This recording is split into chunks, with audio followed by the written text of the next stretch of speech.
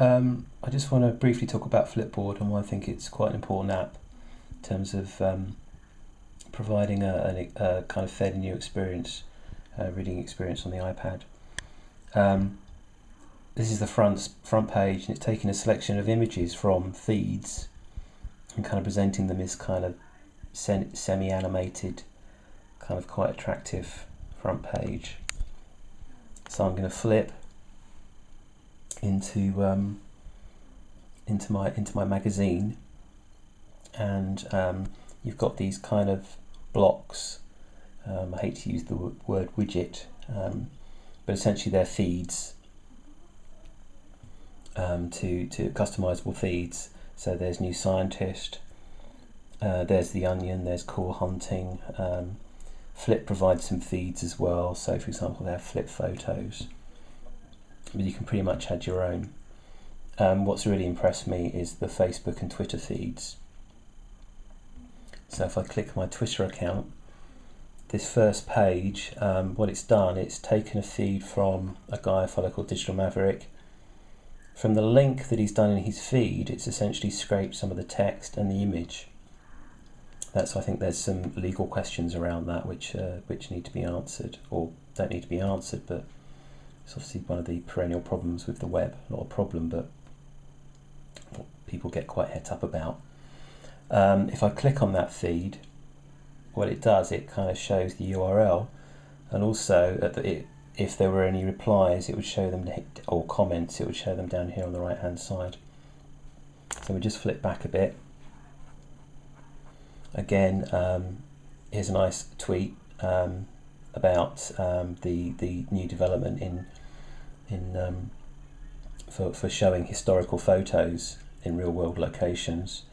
So if I click on that, hopefully yes, someone's just retweeted that.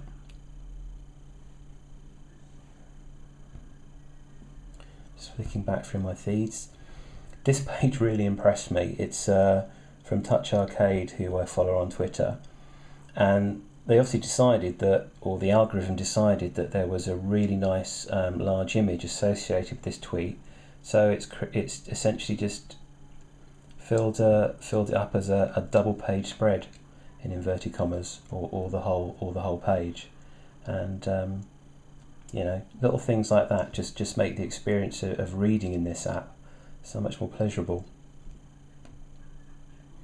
If I go back to my contents, let's just look at New Scientist. So essentially what you've got here is it's the New Scientist Twitter feed, I think. I'm taken mostly from that.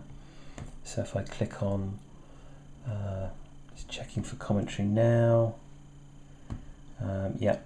And here's a list of people who've retweeted and commented on it, and obviously I can retweet that or comment on it as well.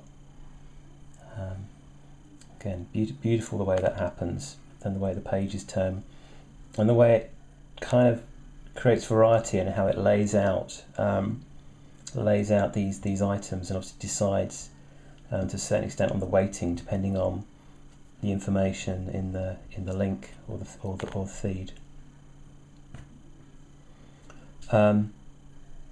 Facebook, very impressive. The Facebook one as well. If I want to add a new feed, say Cool Hunting, so it's a bit too cool for me. So what I'll do is I click Edit, delete that. I can add a section, and it will bring up a list of recommended sections that I can replace that with. I'm not quite sure what, there'll obviously be more of these coming up. You could potentially add your own as well. TED Talks, I'm going to add that.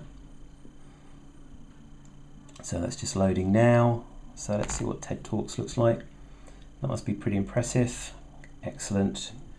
So we have the videos. So there's a look at a TED Talk on the oil leak. It's loaded that, and I presume it will now play the video. So it's just loading that via my Wi-Fi connection.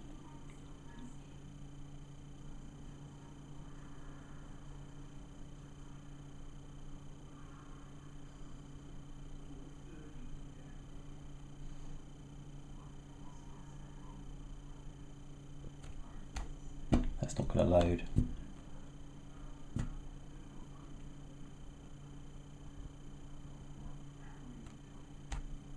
My Wi-Fi connection might have just gone down, but you get the idea. So actually that's a brilliant way of viewing the TED videos. Anyway, I think it's a pretty amazing application, and in terms of what we regard as ebooks or e-reading, it's a pretty novel approach, and I enjoy using it.